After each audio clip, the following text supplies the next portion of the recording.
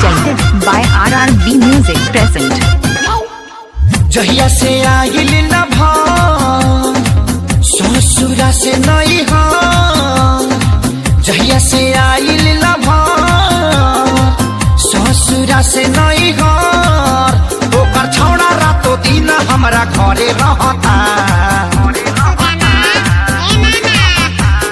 नाम धोके हम के सुदामा कहता आ मालावा के बेटा मामा मामा कहता। नाम धोके हम के सुदामा कहता आ मालावा के बेटा मामा मामा कहता।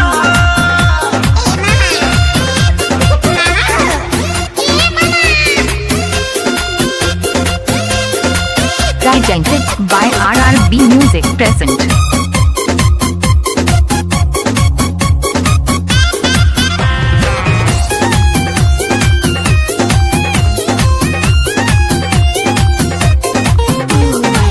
एक 5 साल लागल मोहब्बत भुलावे में, दर्द बढ़ावे खाती आइल फेर गावे में।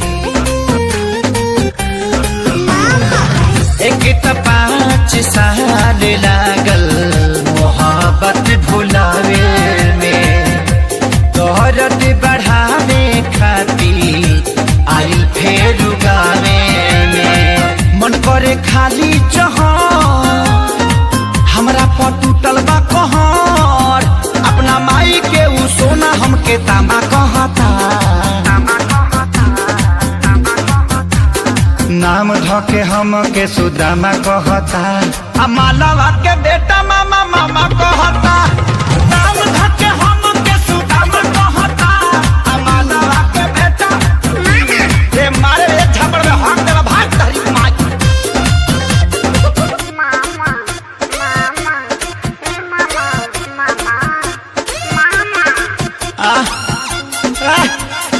करे ते पैदा भइल बड़ी हमरा के डिस्टर्ब करे खातिर भग भग गया यहाँ से। Presented by RRB Music present.